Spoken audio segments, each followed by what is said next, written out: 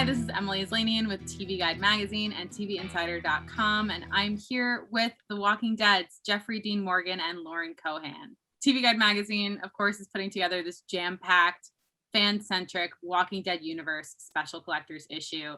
It is available online at thewalkingdeadmag.com. It's on newsstands later this summer. Well, I know in the season 11 premiere, you guys are going to get to go on a mission together, and there's going to be some tension. Can you talk about that at all, that first episode? I mean, can we? Can we? Yeah, exactly. I know. Yeah, I love that our writers have done a very good job of forcing these two to be together without being able to resolve anything. And it has honestly been really fun. And it's so funny. I want to talk about something that's happening in episode 7, and I'm not going to do that.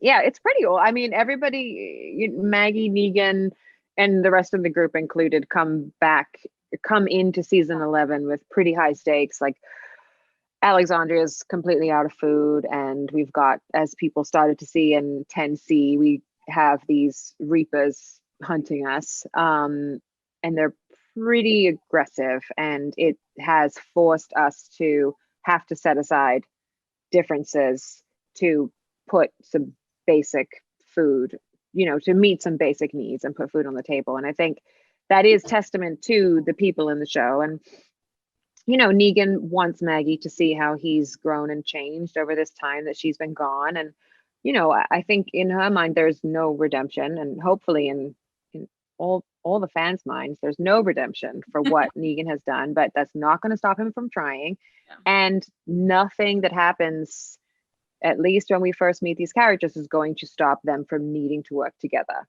because the trouble that everyone is in is somehow, even as terrible as everything has been between Maggie and Negan, is so dire that they have to put that aside, that she has to put that aside.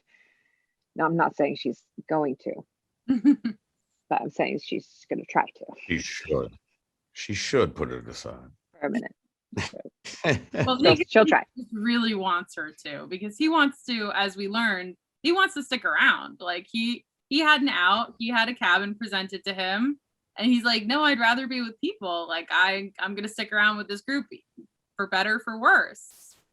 Well, Negan has been a part of this group now for a lot of years. Now, mind you, he spent most of it in jail.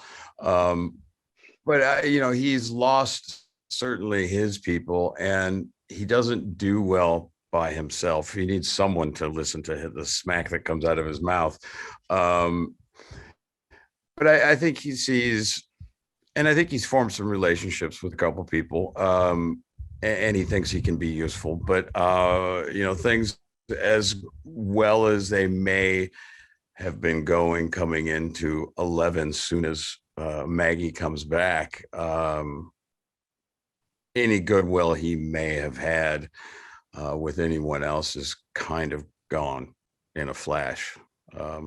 Understandably, I think Maggie coming back has made everybody kind of think back to what Negan did 10 years ago, and as much as he would like people to move on, it's not possible, especially Maggie.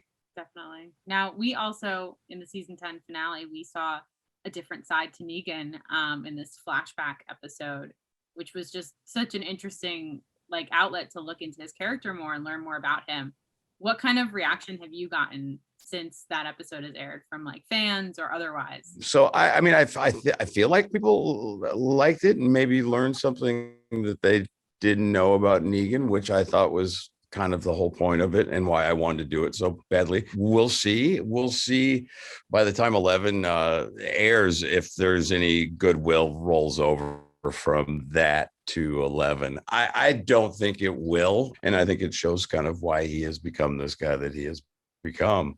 And I think it's going to be interesting to see how, because I think he's going to talk about some stuff with Maggie in particular, and we'll see how she receives it, if she receives it at all. Be sure to catch season 11 of The Walking Dead August 22nd on AMC. and hit the subscribe button for more great insider interviews.